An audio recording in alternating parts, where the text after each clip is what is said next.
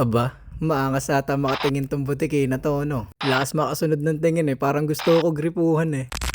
So today mga Lodi, napadayo tayo dito kanina sa Cartimar. Since nandito lang din naman tayo, dayuhin na natin yung exotic shop dito. Ayan, ang Pets and Hobbies by Doc Bonnie. Dito natin nabili yung isa nating Scorpion tsaka yung mga pinamigay natin dati. Napaka-aesthetic ng loob eh, no? So tamang window shopping lang dapat ako kanina eh. Ayun, ang ganda oh. King Snake to eh, no? When kaya, medyo malupit ang ipon kailangan dito eh. Lalo na dito, sa Day Gecko. Grabe, ang ganda oh. Para kang may CCTV dito eh. Sumusunod talaga ng tingin eh. So hindi tayo masyado nakapag-video kanina sa loob. Though nagpaalam tayo, syempre may mga customer din, di ba? Kaya dito na lang din tayo sa main reason natin kung bakit tayo napadalaw sa shop. Ayan, ang dami oh. Parang mga sisiw sa fiestahan eh, no? Nakita kasi natin sa post nila na may restock na yung mga Pac-Man frog. So why not, di ba? Try ulit natin. Daming magagandang morphe. Diyos ko po, sarap kunin tagi-isa eh. Kung palabunutan lang to, GG sa akin to. Alam, mga galawan natin nung kabataan eh. So for now, isa lang muna kunin natin tsaka na tayo magdagdag ulit. Ang tulig ko pa, hindi pa ako kumuha ng mga Anubias. Meron na nga pala dito. Para sana sa enclosure ng Pac-Man frog eh. So ayan na, nakabili na tayo ng isa. Napakalinggit pa no. Syempre with papers din yan.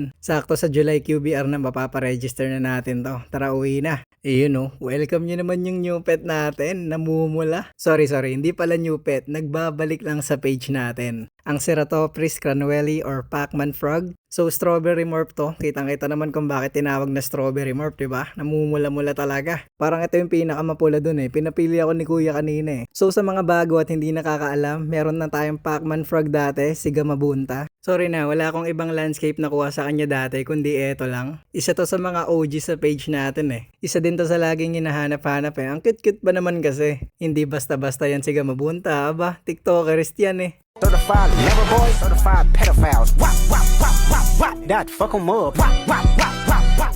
Pero unfortunately, netong Feb lang na maalam na si Gamabunta. The main reason daw talaga kasi is yung setup ng enclosure niya. Nakausap natin si Doc Justin, si Antaw Pets, yung vet. Possible cause daw kasi yung substrate. So baka nakakain, hindi na ilalabas. Sabi ko, bakit sa wild naman, 'di ba? Lupa naman talaga sila pagkaahon sa tubig. Sabi naman sa akin, bakit? Ilan lang ba nagtatrive o nabubuhay sa wild? Ayun, bembang ako. Kaya hindi na natin uulitin yung the same mistake na nagawa natin dati dito sa bago nating Pac-Man frog. Sa foods nito, fish and pellets lang talaga. Siguro minsan-minsan bigyan natin ng insect. Tapos para sa substrate niya, may nabili na ako yung mga lickables. Papakita ko na lang sa inyo pag nag-encloscape na tayo, okay? For now, alam nyo na, lapagan nyo na ng pangalan to. Well, mas maganda kung gender neutral kasi alam ko, 6 to 8 months pa bago malaman yung gender nito eh. Pero hula ako Gamakichi yung ibibigay nyo kasi may Gamabunta dati. Well, tingnan natin. So, labas na lang ulit natin tong Pac-Man frog natin na to pag mag-encloscape na ulit tsaka feeding time. Yan na lang din muna for today mga Lodi. Bye-bye.